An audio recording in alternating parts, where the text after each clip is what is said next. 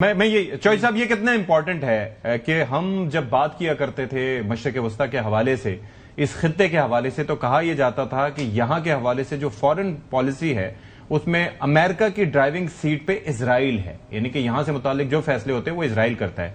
Do you think considering the fact کہ اب امریکہ کہہ رہا ہے کہ ہم اسرائیل کی گارنٹی لیں گے، جس طرح سے ٹرمپ نے کہا کہ جی میں تو اتنا پاپولر ہوں کہ جہاں پہ الیکشن لڑ لوں وہاں پہ، ہی انڈیکیٹڈ دیٹ. آپ کو لگتا ہے کہ اسرائیل کی وہ کنٹرول ختم ہو چکا ہے امریکی خارجہ پالیسی پر اس خطے کے حوالے سے؟ نہیں، اگر ختم نہیں بھی ہوا تو یہ ثابت ہو گیا کہ اسرائیل نے جو پالیسی دی تھی امریکہ کو اس پر عمل پیرا ہو کر امریکہ نے اپنے لیے بدترین شکست اور ہزیمت کا سامان پیدا کیا. آپ نے جہاں بہت خوبصورت باتیں کی خاور گھمن صاحب نے اور اشفاق اسحاق ستی صاحب نے اور حسن ایوب صاحب نے، وہاں یہ بھی مینشن کر دیتے تو بہتر تھا کہ مجھے ذرا 1% وہ لوگ بتائیں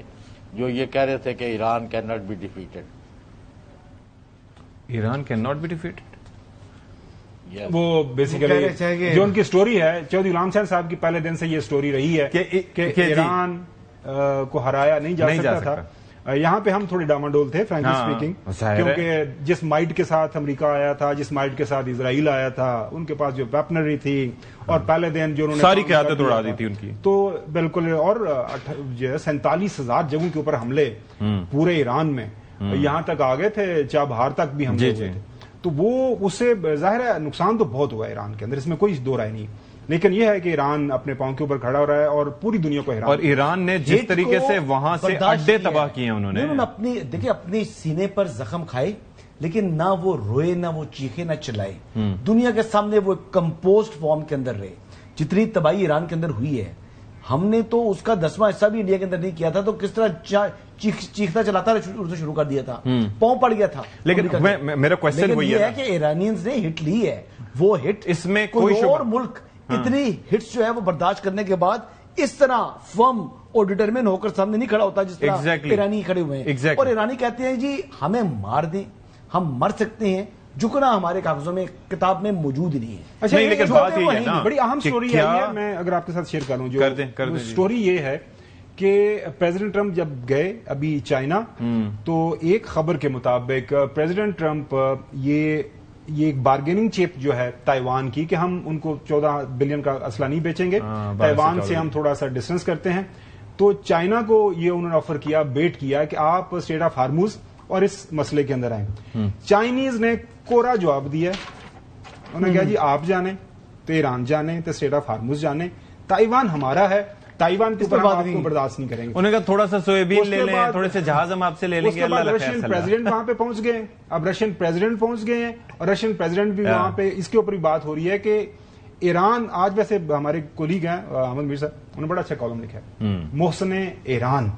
انہوں نے کس کو یہ اعزاز دیا، آپ گیس کریں؟ کس کو؟ امریکہ کو،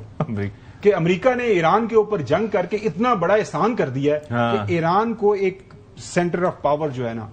جی بالکل، اب ایک ریجنل پاور کے طور پر، ملک کے طور پر پوری دنیا کے نقشے کے اوپر ابھارنے، یعنی کہ جو کرنا چاہ رہے تھے اس کا الٹ ہو گیا. لیکن چوئی صاحب سوال وہی ہے کہ اب جو پہلے اسرائیل کمز فرسٹ، آپ کو یاد ہے کہ قطری جنہوں نے کوئی $400 ملین کا ایک نواں نکور وڈے سائز دا 747 ان کو دیا تھا گفٹ، اور اس کے بعد بھی وہاں پر کس طرح سے اسرائیل نے حملہ کیا اور امریکہ کچھ نہیں کر پایا، انہیں اب چھوٹا ہے اپنا کیا کرنا ہے. اب آپ کو لگتا ہے کہ اس خطے کے حوالے سے جو پالیسی ہے امریکہ کی وہ خود ڈرائیو کرے گا اور اسرائیل کا اثر و رسوخ ختم ہو جائے گا؟ اب نہیں، کم تو ہو جائے گا، ختم نہیں ہو سکتا، کہ امریکہ کے اپنے بہت سارے عزائم ہیں اور وہ ہمیں پسند نہیں ہے خطے کے لوگوں کو. تو اس کے لیے اسرائیل جیسا ہی راندہ درگاہ جو ہے اور ایک ظالم اور یعنی گھٹیا سوچ والے ملک کی وہاں موجودگی جو ہے اس امریکن مقاصد کو سوٹ کرتی ہے. لیکن اس میں ایک فرق پڑ گیا ہے، جیسے کہ آپ نے دبے لفظوں میں ایک بات کی ہے کہ اب اس خطے میں ایران کو اگنور کر کے کوئی فیصلہ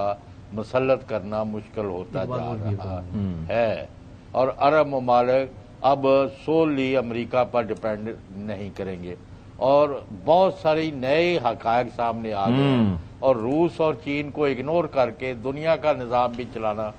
خاصا مشکل ہوتا جا رہا ہے، ڈے ان ڈے آؤٹ. اور امریکہ کو بالآخر جو سنگل سپر پاور کا سٹیٹس ہے وہ اس سے نیچے آ کے مختلف پاور سینٹر جو ہے اس کی طرف ملک دنیا جو بڑھ رہی ہے، امریکہ کو بھی بادل خواستہ اس کو تسلیم کرنے پڑے گا. May be today, may be tomorrow. اچھا